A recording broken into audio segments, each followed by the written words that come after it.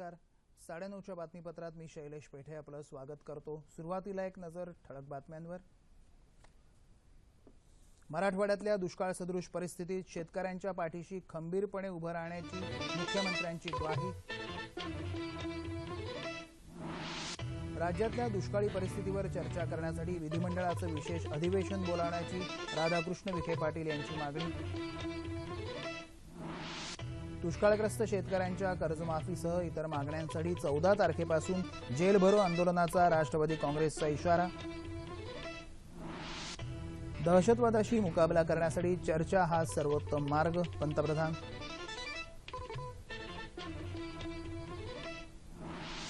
आणि आशियाई मुष्टियुद्ध स्पर्धेत सतीश कुमारची उपांत्य फेरीत धडक. या विजयामुळे जागतिक अजिंक्यपद स्पर्धेसाठीही पात्र. पाहूया सविस्तर वृत्त. मराठवाड्यात गेल्या काही वर्षांपासून पावसाचं प्रमाण कमी झालं असून यंदाही समाधानकारक पाऊस झालेला नाही.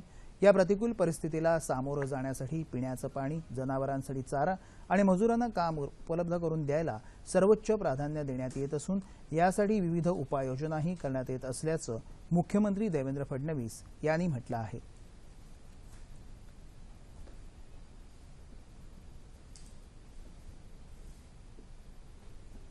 आता शेतकऱ्यांजवळ विजेचं बिल भरायला पैसे नाहीत, त्यामुळे त्याचं वीज बिल जे आहे ते राज्य सरकारच्या वतीने भरायचं याचं नियोजन आपण करतो. शेतकऱ्यांना थेट आर्थिक मदत आता यावेळी आपण दिली पाहिजे, त्याकरता देखील आपण त्या संदर्भातले निर्णय आता करतो. आणि त्यासोबत शेतकऱ्यांपैकी आम्ही अंदाज घेतला, साधारणपणे 30 ते 35% शेतकऱ्यांना केवळ कर्ज मिळालेलं आहे, बाकी शेतकऱ्यांना कर्जच मिळालेलं नाही. पण ज्या ठिकाणी कर्ज मिळालेलं आहे ते कर्ज कसं स्थगित करता येईल आणि ज्यांना मिळालं नाही त्यांना रबीच्या वेळी कसं कर्ज आपल्याला देता येईल याचं देखील नियोजन हे राज्य सरकारच्या वतीनं या ठिकाणी आपण केलेलं आहे. ज्या शेतकऱ्याकडे आत्महत्या झाली असेल त्या प्रत्येक शेतकऱ्याला त्या ठिकाणी विहीर आणि शेततळं देण्याचा निर्णय आपण केलाय. त्याला त्या ठिकाणी विजेचा पंप देण्याचा आपण निर्णय केलाय. मराठवाड्यातल्या दुष्काळ सदृश पाहणी दौऱ्याअंतर्गत तिसऱ्या दिवशी त्यांनी परभणी जिल्ह्यात वेगवेगळ्या ठिकाणांना भेट देऊन शेतकऱ्यांशी संवाद साधला. मराठवाड्यात टंचाई स्थितीची प्रत्यक्ष शिवारात पाहणी करून शेतकऱ्यांच्या ग्रामस्थांच्या समस्या जाणून घेण्यासाठी शासन आपल्या दारी आलं आहे. खरीप हंगाम वाया गेला तरी रब्बी हंगामासाठी शासनानं बियाणं आणि खतांच्या उपलब्धतेसाठी काटेकोर नियोजन केलं आहे. जनावरांसाठी ऑगस्ट महिन्यातच चारा छावण्या सुरू करण्यात आल्यानं शेतकऱ्यांना दिलासा मिळत आहे. तसंच जनावरांना पाणी उपलब्ध व्हावं म्हणून 10% रक्कम राखीव ठेवण्यात आली आहे. तर चारा उपलब्ध नसल्यास परराज्यातूनही चारा उपलब्ध करून देण्यात येईल. तसंच टंचाई स्थितीमध्ये मजुरांना अत्यंत माफक दरात म्हणजे 15 ऑगस्टपासून धान्य पुरवठा करण्यात येत आहे. आणि अशी योजना राबवणारं महाराष्ट्र हे देशातलं पहिलंच राज्य असल्याचं मुख्यमंत्री यावेळी म्हणाले. मुख्यमंत्र्यांनी याआधी बीड तालुक्यातल्या काही भागांनाही भेट दिली. बीड तालुक्यातल्या पालवण इथं शासनाच्या चारा छावणीचं उद्घाटन मुख्यमंत्र्यांनी आज केलं. पालकमंत्री पंकजा मुंडे, पाणी पुरवठा आणि स्वच्छता मंत्री बबनराव लोणीकर यांच्यासह इतर अधिकारी यावेळी उपस्थित होते. त्यानंतर मुख्यमंत्र्यांनी नांदेड इथल्या दुष्काळी परिस्थितीचीही पाहणी करून या संदर्भात आढावा बैठक घेतली.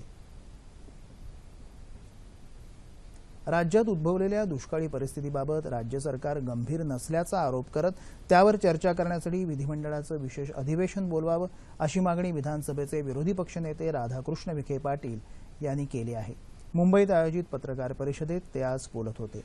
दुष्काळासंदर्भात तात्पुरत्या योजना करून चालणार नाही तर कायमस्वरूपी उपाययोजना राबवणं गरजेचं असून यासाठी विरोधी पक्ष सरकारला पूर्णपणे सहकार्य करायला तयार असल्याचं पाटील यावेळी म्हणाले. महाराष्ट्र विधिमंडळाचं अधिवेशन तातडीनं बोलवावं अशी मागणी करण्यासाठी तशी विनंती आम्ही आता राज्यपालांना भेटून करणार आहोत. म्हणजे मग या अधिवेशनामध्ये सगळ्याच राजकीय पक्षांची मतं जाणून घेत असताना, लोकप्रतिनिधींची मतं जाणून घेत असताना आणखी प्रभावी उपाययोजना करणं हे शासनालाच मदत होणार आहे. आणि मग अधिवेशन तातडीनं बोलवावं अशी आता आम्ही मागणी केलेली आहे. शेतकऱ्यांच्या कर्जाचं पुनर्गठन केलं जाईल असं सरकारनं म्हटलं होतं. मात्र अजूनपर्यंत एकाही जिल्ह्यात या कार्यक्रमाला सुरुवात झाली नसल्याचं सांगत कर्जमाफीशिवाय पर्याय नसल्याचा पुनरुच्चार पाटील यांनी यावेळी केला. दुष्काळग्रस्त शेतकऱ्यांना सरकारनं त्वरित कर्जमाफी द्यावी, शेतकऱ्यांचं वीज बिल माफ करावं, दुष्काळी भागातल्या विद्यार्थ्यांना शुल्क माफी द्यावी यासह इतर मागण्यांसाठी 14 तारखेला मराठवाड्यातून जेलभरो आंदोलन सुरू करण्याचा इशारा राष्ट्रवादी काँग्रेसनं दिला आहे. राज्यातल्या दुष्काळी परिस्थितीचा आढावा घेण्यासाठी आज मुंबईत राष्ट्रवादी काँग्रेसच्या नेत्यांची बैठक झाली. त्यावेळी राष्ट्रवादी काँग्रेसचे अध्यक्ष शरद पवार यांनी राज्यातल्या दुष्काळी परिस्थितीबद्दल चिंता व्यक्त केली. 15 तारखेला नाशिक आणि नगरमध्ये जेलभरो आंदोलन केलं जाईल. मराठवाड्यानंतर टप्प्याटप्प्यानं उत्तर महाराष्ट्र आणि पश्चिम महाराष्ट्रातील दुष्काळी भागातही आंदोलनाचा इशारा राष्ट्रवादीनं दिला आहे.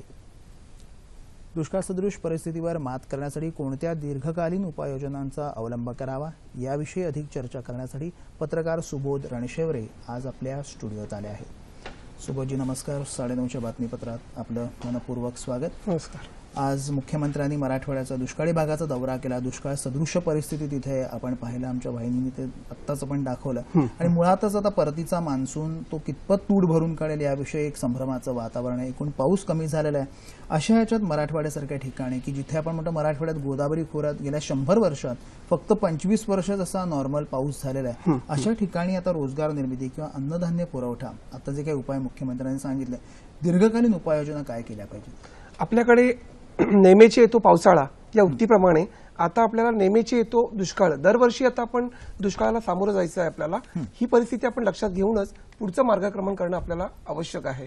आता तुम्ही उल्लेख केला की मराठवाड्याचा जो उल्लेख केलात, आपल्याकडची भौगोलिक रचना जर पाहिली तर गेल्या 100 वर्षांचा जर विचार केला तर तुम्ही आता मगाशीच म्हणलात की फक्त 25 वर्षांमध्ये नियमित स्वरूपात पर्जन्यवृष्टी झालेली आहे. आणि एकूणच भौगोलिक रचनेचा विचार करता निसर्गाची देखील या पट्ट्यावरती मराठवाडा, विदर्भ आणि पश्चिम महाराष्ट्रातला काही पट्टा, या पट्ट्यावरती निसर्गाची अवकृपा झालेली आहे. आणि त्यामुळे इथे कायमच दरवर्षी दुष्काळ सदृश परिस्थिती निर्माण होते. आता आपल्याकडे आपण जागतिक तापमानाचे काही फटके असतील, चटके असतील आपण सोसतोय आणि त्याचाच परिणाम, दुष्परिणाम म्हणूया आपण, हा आपल्याला नियमित आता सोसावा लागणार आहे. यंदाही तसा दुष्काळ पडलेला आहे आणि सरासरीच्या एकूण 56% पाऊस पर्जन्यावर झालेला आहे. आणि एकूण राज्यातल्या धरणांमध्ये 49% फक्त पाणी उपलब्ध आहे. तर अशा बिकट परिस्थितीमध्ये आपल्याला या दुष्काळाचा सामना करायचा आहे. आता तुम्ही रोजगार हमीच्या संदर्भात प्रश्न विचारलात की मजुरांना काम, मुळात आपल्याकडे दुष्काळ सदृश परिस्थिती निर्माण झाल्यामुळे शेती नाहीये, पिकं नाहीयेत, पिकं नसल्यामुळे मजुरांना काम नाहीये आणि काम नसल्यामुळे अशा मजुरांच्या प्रत्येक हाती काम, प्रत्येक हाताला काम देणं हे सरकारचं आणि प्रत्येकाचं कर्तव्यच आहे. तर त्या अनुषंगाने जर आपण विचार केला तर सगळ्यात महत्वाची गोष्ट म्हणजे या टप्प्याचा भौगोलिक विचार जर आपण केला तर इथे जलसंधारणाची कामं, पाणलोट क्षेत्राची कामं, पाणलोट क्षेत्र विकासाची कामं ही मोठ्या प्रमाणात राबवणं हे गरजेचं आहे. मग याच्यामध्ये तुम्ही गावतळी असतील, शेततळी असतील, ही मोठ्या प्रमाणात गावतळी निर्माण करणं, शेततळी निर्माण करणं आणि त्यातून रोजगार निर्मिती करणं, त्याचबरोबर वनीकरण करणं, संपूर्ण गावाचं वनीकरण असेल, तालुक्याचं वनीकरण असेल आणि वनीकरणाच्या माध्यमातून आपण पर्जन्यवृष्टी होईल अशा पद्धतीने त्याकडे पाहिलं पाहिजे आणि मजुरांना देखील कामाची उपलब्धता होईल या अनुषंगाने आपण पाहिलं पाहिजे. आणखी एक तुम्ही प्रश्न विचारलात की अन्नधान्याची सोय. आपल्याकडे सरकारने आता मागेच अन्न सुरक्षा विधेयक आणलं होतं आणि प्रत्येक कुटुंबाला पोषक असं अन्नधान्याचा पुरवठा केला जाईल, प्रत्येक गरीब कुटुंबाला, अशी घोषणा केली गेली होती. आता या दुष्काळ सदृश परिस्थितीमध्ये प्रत्येक ग्रामीण स्तरावरती प्रत्येक कुटुंबाला 2 रुपये किलोने गहू असेल किंवा तांदूळ असेल किंवा इतर कडधान्य असतील 1 रुपये किलोने, ही जी कडधान्य किंवा ही अन्नधान्य जी योजना आहे ही त्या कुटुंबांपर्यंत, त्या दारिद्र्य रेषेखालील कुटुंबांपर्यंत आणि दुष्काळ सदृश कुटुंबांपर्यंत पोहोचवणं ही अगदी तातडीची गरज आहे. आता मगाशी बातमीमध्ये मी तुमचा उल्लेख केला तुम्ही की सरकारने आता पाणी पुरवठा टँकरद्वारे करण्याची योजना देखील आखलेली आहे आणि जवळजवळ 2000 गावांना मला वाटतं काहीतरी पाणी पुरवठा केला. अशा प्रकारे आपण हे जे उपाय करतो हे तात्पुरते उपाय झाले, परंतु आपल्याला पुढील भविष्य काळासाठी पाण्याचं नियोजन करण्यासाठी जलसंधारणाचे किंवा पाणलोट क्षेत्र विकासाचे कार्यक्रम मोठ्या प्रमाणात राबवणं आणि त्या अनुषंगाने रोजगार निर्मिती करणं ही तातडीची गरज आहे. सुबोधजी, आपण म्हटलं की पाऊस नाही हे निसर्ग निर्मित संकट म्हणून तिथे बघता कामा नये, त्यासाठी उपाययोजना करायला पाहिजे. की आता खरीप हंगाम गेला, मुख्यमंत्र्यांनी म्हटले खरीप गेला तरी रब्बी अजूनही आहे आणि दुबार पेरणीची शक्यता आता तितकीशी कमी वाटते आपल्याला. तर याच्यात पीक निहाय नियोजन जे म्हणतात ते शेतकऱ्यांनी कशा प्रकारे केलं पाहिजे? की मुळात शेतकरी कसं नापिकीमुळे सुद्धा तो इतका हे होऊन गेलेला असतो, वैफल्यग्रस्त होऊन गेलेला असतो, अशा वेळी पीक नियोजन कसं करा? मुळात आपण आपल्या शेती करण्याची पद्धत शेतकऱ्यांनी बदलायला हवी. म्हणजे एक साधं उदाहरण घेऊया. आपल्याकडे मराठवाडा किंवा विदर्भ आणि पश्चिम महाराष्ट्रामध्ये ऊसाचं पीक आणि कापसाचं पीक मोठ्या प्रमाणात घेतलं जातं. या पिकांना वारेमाप म्हणजे आपण ज्याला मोकाट सिंचन म्हणूया, पाण्याची उधळपट्टी अक्षरशः केली जाते. तर अशा पद्धतीत एक पीक पद्धतीच्या ऐवजी आपण आंतरपीक पद्धती आता वापरायला शिकलं पाहिजे. म्हणजे जेव्हा तुम्ही ऊस लावता किंवा कापूस लावता किंवा इतर कुठलं कडधान्य असेल किंवा अन्नधान्य असेल, जेव्हा तुम्ही पेरता तिथे तुम्ही भाजीपाला एक आंतरपीक म्हणून तुम्ही भाजीपाला घेऊ शकता, फळ एखादं पीक घेऊ शकता किंवा तुमच्याकडे आंबा असेल, चिंच असेल, साग असेल, अशा प्रकारची जी फळांची झाडं आहेत जी त्या पाण्यावरती तगली जातील, पोषक वातावरणात जी तग धरू शकते, अशा प्रकारची फळझाडं असतील किंवा भाजीपाला असेल तो तुम्ही तिथे वापरणं गरजेचं आहे. आणखी एक सगळ्यात महत्वाचं म्हणजे तुम्ही सिंचनाच्या पद्धती बदलायला हव्यात. म्हणजे आपल्याकडे मोकाट सिंचनाचा मी आताच उल्लेख केला, तर तुम्ही आता काळानुरूप ठिबक सिंचनाचा वापर केला पाहिजे, तुषार सिंचनाचा वापर केला पाहिजे. त्याच पद्धतीने मटका सिंचन असेल की तिथे तुम्हाला पाण्याचं एक सुयोग्य नियोजन केलं जाईल आणि ठराविक पिकाला ठराविक प्रमाणातच पाणी पोषक दिलं जाईल, पोषक वातावरणामध्ये. अशा पद्धतीची रचना तुम्ही अवलंबली पाहिजे आणि त्या पद्धतीने तुम्ही पीक नियोजन करणं फार गरजेचं आहे आणि ती काळाची गरज आहे. बरोबर. कृषी अर्थव्यवस्थेचा खरं सगळ्यात महत्वाचा घटक म्हणजे शेतकरी असतो. शेतकरी हा कधी हा केंद्रबिंदू राहायला पाहिजे पूर्ण कृषी अर्थव्यवस्थेचा. आणि ही ग्रामीण अर्थव्यवस्था, ग्रामीण काय किंवा शहरी काही, मुळातच कृषीवर अवलंबून असते. इतका आपला भारत शेतीप्रधान देश असल्यामुळे ही बळकट करण्यासाठी अनेक उपाय असेल, कृषी उद्योग प्रक्रिया असेल किंवा कुटीरोद्योग असेल. अशाच जेव्हा दुष्काळ सदृश परिस्थिती निर्माण होते तर त्या परिस्थितीत शेतकऱ्यांना मार्गदर्शन कशा पद्धतीने केलं पाहिजे आणि त्यांना ज्याला आपण मेंटोरिंग म्हणतो किंवा प्रत्येक दिवशी त्यांच्यापर्यंत कुठला ना कुठला तरी घटक पोहोचला पाहिजे. आज मुख्यमंत्र्यांनी म्हटलं की सरकारी यंत्रणा आणि स्वयंसेवी संस्थांचा पण त्यांनी उल्लेख केलेला आहे. कशा प्रकारे मार्गदर्शन आपल्याकडे होतं काय, आता दुष्काळ सदृश परिस्थिती असल्यामुळे आपल्याकडे कोरडा दुष्काळ पडलेला आहे. पण जेव्हा ओला दुष्काळ पडतो, आपल्याकडे गारपीट होते, मोठ्या प्रमाणात नुकसान होतं, पिकांचं नुकसान होतं. अशा वेळेला आपल्याकडे काही वेळेला अन्नधान्याचं किंवा फळ उद्योगाचं फळांची जी निर्मिती होते, उत्पादन होतं, ते वारेमाप प्रमाणात होतं. अशा फळांवरती मग तुम्हाला आंबा असेल, काजू असेल, फणस असेल किंवा इतर फळं असतील, चिंच असेल, अशा फळांवरती प्रक्रिया उद्योग करणं आणि त्या प्रक्रिया उद्योगांना चालना देण्यासाठी महिला बचत गटांचा मोठ्या प्रमाणात वापर करून घेणं ही देखील काळाची गरज आहे. आणि सेवाभावी संस्थांच्या माध्यमातून अशा प्रक्रिया उद्योगांना चालना देण्यासाठी सरकारने काही प्रक्रिया केंद्र आहेत, अशा केंद्रांना देखील अनुदानाची सोय उपलब्ध करून देणं ही देखील काळाची गरज आहे असं मला वाटतं. आणि मोठ्या प्रमाणात प्रक्रिया उद्योग, आज बाजारात मागणी आहे की आपण जामला मागणी आहे किंवा त्या जाम सदृश काही पदार्थ असतील त्याला प्रचंड मोठ्या प्रमाणात मागणी आहे. आणि आपल्याकडे जे उत्पादन निर्माण होतं मोठ्या प्रमाणात फळांचं असेल किंवा इतर उत्पादन असेल ते अक्षरशः वाया जातं. त्याऐवजी त्यांना जर आपण एक ठराविक मार्गदर्शन केंद्राच्या माध्यमातून त्यांना प्रशिक्षण दिलं, प्रशिक्षणाची सोय दिली, महिला बचत गटांचा या माध्यमातून मोठ्या प्रमाणात वापर करून घेतला, तर मला वाटतं की त्या उद्योगांना चालना मिळेल. याच्या व्यतिरिक्त आपल्याकडे जोडधंदे पण आहेत, जसं की आपले पारंपरिक जोडधंदे, शेळीपालन असेल, गोपालन असेल, कुक्कुटपालन असेल. त्याच्या व्यतिरिक्त काळानुसार आता मधुमक्षिका पालन, मधाला आज प्रचंड प्रमाणात बाजारात भाव आहे, तर अशा प्रकारचे मधुमक्षिका पालन असेल, रेशीम उद्योग असेल, अशा कुटीर उद्योगांना, बांबूपासून आपण कितीतरी मोठ्या प्रमाणात वस्तू निर्माण करू शकतो आणि त्याला बाजारामध्ये प्रचंड मागणी आहे. तर अशा उद्योगांना, कुटीर उद्योगांना चालना देणं आणि त्यासाठी तुम्ही अनुदानाची उपलब्धता करून देणं आणि महिला बचत गटांचा त्यामध्ये सहभाग करून घेणं, बरोबर, या पद्धतीने तुम्ही त्या मुळात सोबतची या सगळ्याच्या तर बघितलं की लोकसहभागाची याला अतिशय आवश्यकता आहे. याच्यात आपण म्हटलं तसं की पर्जन्यमान जे कमी होतं, बघा मराठवाड्यात 4 वर्ष अशी दुष्काळ सदृश परिस्थिती होती. मुळातच मोसमी पावसाच्या लहरीपणामुळे आपण जर बघितलं तर पर्जन्यमान हळूहळू कमी होतंय. आणि जसं सिंचनाबाबतीत काही कार्यक्रम हाती घेणं आहे किंवा जलव्यवस्थापन, आणि जलव्यवस्थापन ही प्रत्येक इंडिव्हिज्युअलची, प्रत्येकाची जबाबदारी आणि ती त्यांनी ओळखली पाहिजे. अशा पद्धतीने आपण काही वेळा बघितलं की आता जसं एक 2-3 गावं असेल की हिवरे गाव असेल, ते अतिशय हरित क्रांतीचे होतं, पण त्याच्याबरोबर त्याच्या शेजारची गाव आहे ती आपल्याला अगदी दुष्काळ सदृश परिस्थितीचा सामना करण्यासारखी दिसतात. हे असं नियोजनाच्या अभावामुळे असं होतं की यासाठी काय केलं पाहिजे? आपल्याकडे होतं काय, प्रत्येक वर्षी आपण दुष्काळ जेव्हा पडतो तेव्हा आपल्याला सुचतं की आपल्याला पाण्याचं नियोजन करायला हवं किंवा पुढील वर्षाकरता आपल्याला नियोजन करणं गरजेचं आहे. याकरता आपल्याला पूर्वलक्षी स्वरूपात एक नियोजनबद्ध कार्यक्रम आखायला हवा आणि या कार्यक्रमामध्ये सरकारच्या बरोबरीनेच लोकसहभाग फार महत्वाचा आहे.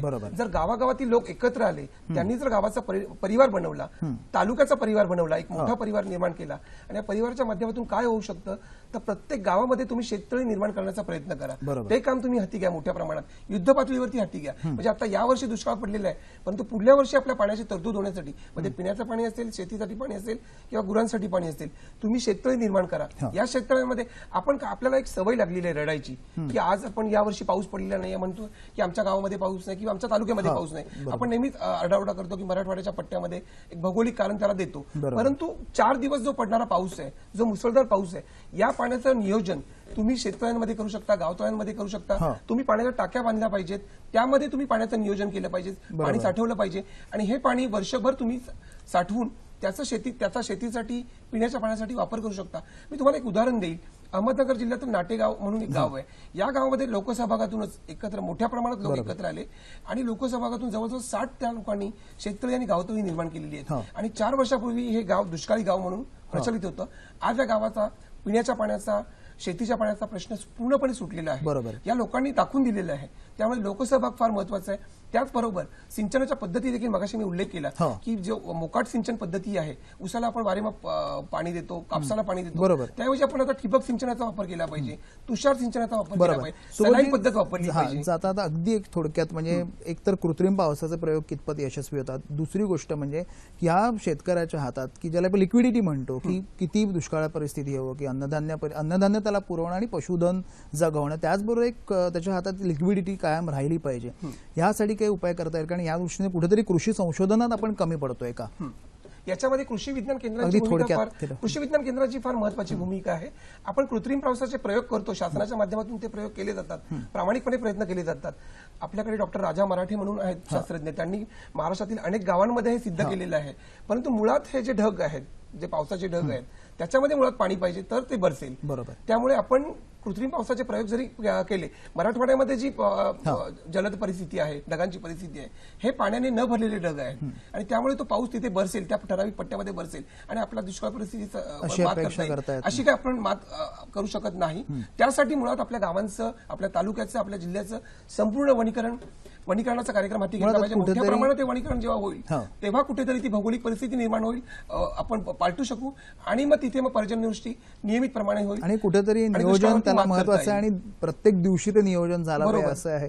आज सोबतजी आपण 9:30च्या बातमीपत्रात सहभागी झाल्याबद्दल मनपूर्वक धन्यवाद. अगदी शेवटची मी लाईन सांगतो की आपण दुष्काळ सदृश परिस्थितीबद्दल बोलतो आहोत, पण याच दुष्काळाला आपण इष्टापत्ती समजून एक चांगली संधी आपण त्याच्यामध्ये शोधली आणि आपल्या गावाच्या पाण्याचं, तालुक्याच्या पाण्याचं नियोजन केलं बरोबर, तर आपल्या दुष्काळावर आपल्याला सहज मात करता येईल. निश्चितच आपण आशावादी दाखवूया. आपण सहभागी झाल्याबद्दल मनपूर्वक धन्यवाद.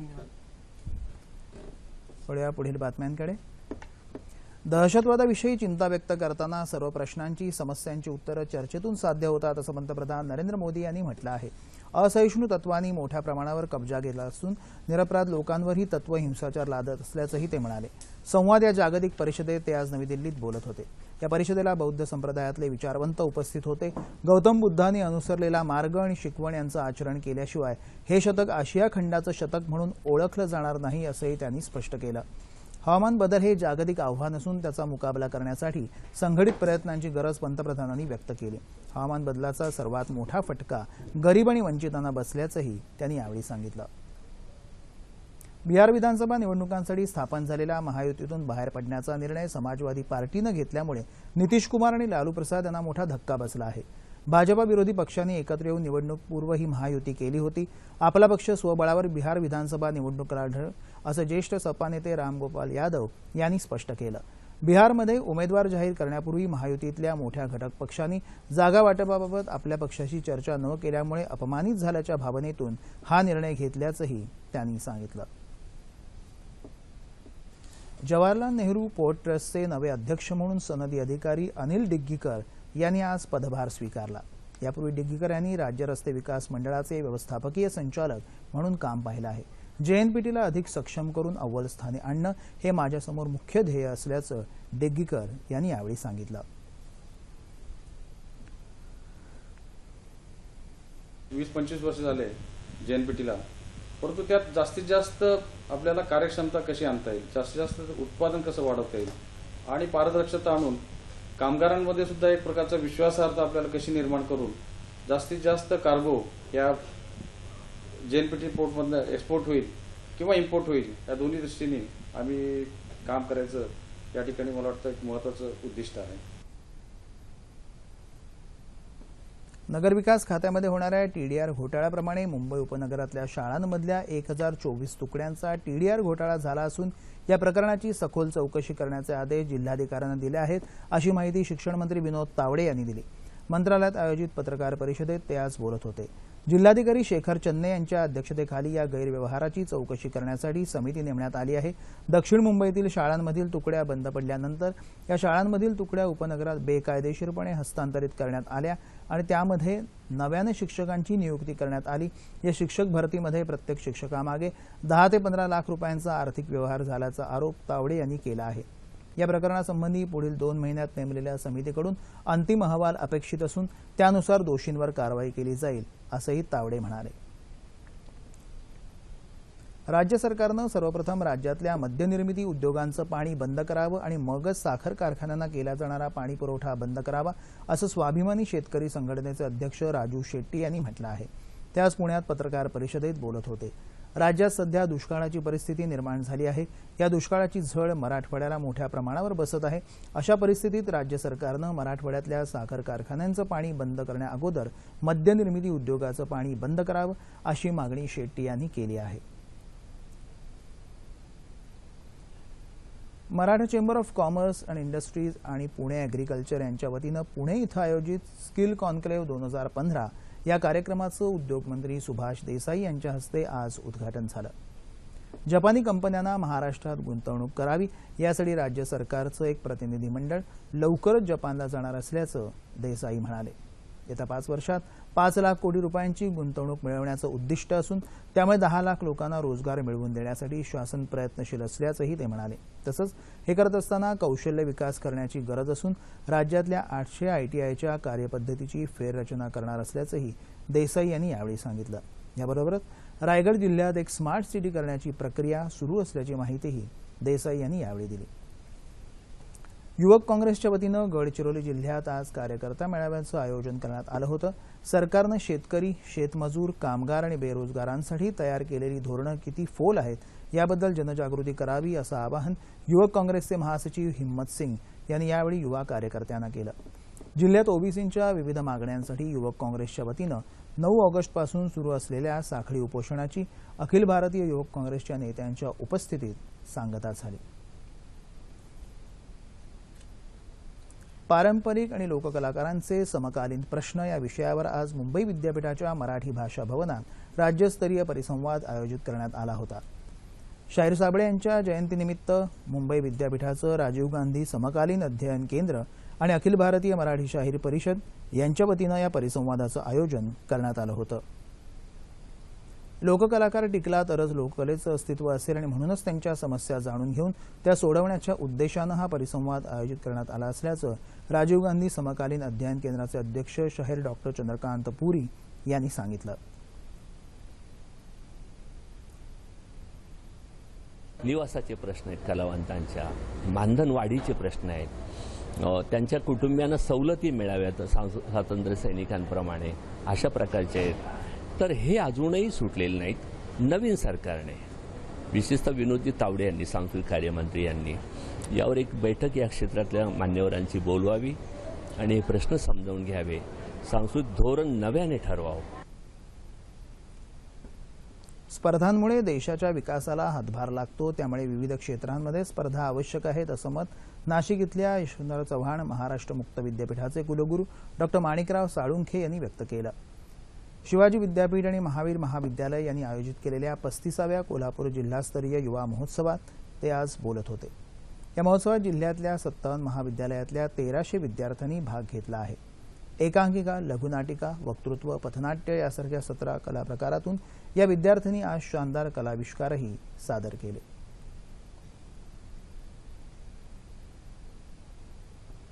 हातमाग उद्योग, विणकर आणि रेशीम सहकारी संस्था यांना एकत्र आणून त्यांनी उत्पादित केलेल्या विविधरंगी निरनिराळ्या प्रकारच्या वस्त्रपरावरणाचं प्रदर्शन ठाण्यातल्या टिपटॉप प्लाझामध्ये भरवण्यात आलं आहे। विविध प्रकारच्या नाजूक नक्षीकाम केलेल्या तलम रेशमी वस्त्रांमध्ये आंध्र, तामिळनाडू, कर्नाटकातल्या दक्षिणी पद्धतीची रेशमी वस्त्र, महाराष्ट्राची शान असलेल्या पैठणी साड्या, छत्तीसगडच्या टस्सर रेशमी साड्या, गढवाली, बनारसी, कांजीवरम अशा साड्यांचाही समावेश आहे। बाजारभावात 15% सूट दिल्यानं ग्राहकांनी आनंद व्यक्त केला. भारत सरकारच्या रेशीम प्रोत्साहन योजनेअंतर्गत सुरू असलेल्या या प्रदर्शनामुळे आपल्याला आर्थिक लाभ होत असल्याचं विक्रेत्यांचं म्हणणं आहे. कालपासून सुरू असलेल्या या प्रदर्शनाला ग्राहकांचा उत्स्फूर्त प्रतिसाद मिळत आहे. येत्या 7 सप्टेंबरपर्यंत हे प्रदर्शन खुलं आहे. बँकॉक इथं सुरू असलेल्या आशियाई मुष्टियोद्धा चॅम्पियनशिप स्पर्धांमध्ये भारताचा मुष्टियोद्धा सतीश कुमार यानं उपांत्य फेरीत चांगलीच धडक मारली आहे. 91 किलो वजनी गटात उपउपांत्य फेरीत सतीश कुमारनं तजिकिस्तानच्या प्रतिस्पर्ध्यावर मात केली. या विजयामुळे सतीश कुमार आगामी जागतिक अजिंक्यपद स्पर्धेसाठी पात्र ठरला आहे. ही स्पर्धा येत्या ऑक्टोबर महिन्यात कतारची राजधानी दोहा इथं होणार आहे. भारताच्या देवेंद्र सिंग, शिव थापा आणि विकास कृष्णन यांनीही जागतिक मुष्टियोद्धा अजिंक्यपद स्पर्धेत स्वतःचं स्थान पक्क केलं आहे. ही स्पर्धा म्हणजे 2016 मध्ये होणाऱ्या रिओ ऑलिम्पिकची पहिली पात्रता चाचणी असल्यानं तिला विशेष महत्त्व प्राप्त झालं आहे. आसाममध्ये पूरपरिस्थितीत अद्याप कोणतीही सुधारणा झालेली नाही. पूरग्रस्तांची संख्या वाढली असून 19 जिल्ह्यातल्या 12,40,000 लोकांना पुराचा तडाखा बसला आहे. धिमजी इथं रेल्वे रूळ दुरुस्तीचं काम झाल्यानं इथली वाहतूक हळूहळू पूर्वपदावर येत आहे. लष्कर आणि राज्याचं आपत्ती व्यवस्थापन दल मदत आणि बचाव कार्यात गुंतलं आहे. 2 लाखांहून अधिक लोकांनी मदत छावण्यात आश्रय घेतला असून त्यांना अन्न, पिण्याचं पाणी आणि औषधही पुरवण्यात येत आहेत. राज्यातलं हवामान. गेल्या 24 तासात कोकण, मध्य महाराष्ट्र, मराठवाडा आणि विदर्भात तुरळक ठिकाणी पाऊस पडला. राज्यात येत्या 36 तासात कोकणात काही ठिकाणी तर मध्य महाराष्ट्र, मराठवाडा आणि विदर्भात तुरळक ठिकाणी पाऊस पडेल असा अंदाज हवामान विभागानं वर्तवला आहे. तापमान अंश मध्ये. मुंबई कमाल 31, किमान 24. नागपूर 34-22. पुणे 31-18. औरंगाबाद 33-22. नाशिक 31-19. कोल्हापूर 31-19. रत्नागिरी 31-22. सोलापूर 37-25. आणि अमरावती कमाल 35 तर किमान 22. ठळक बातम्या पुन्हा एकदा. मराठवाड्यातल्या दुष्काळ सदृश परिस्थितीत शेतकऱ्यांच्या पाठीशी खंबीरपणे उभं राहण्याची मुख्यमंत्र्यांची ग्वाही. राज्यातल्या दुष्काळी परिस्थितीवर चर्चा करण्यासाठी विधिमंडळाचं विशेष अधिवेशन बोलावण्याची राधाकृष्ण विखे पाटील यांची मागणी. दुष्काळग्रस्त शेतकऱ्यांच्या कर्जमाफीसह इतर मागण्यांसाठी 14 तारखेपासून जेल भरो आंदोलनाचा राष्ट्रवादी काँग्रेसचा इशारा. दहशतवादाशी मुकाबला करण्यासाठी चर्चा हा सर्वोत्तम मार्ग, पंतप्रधान.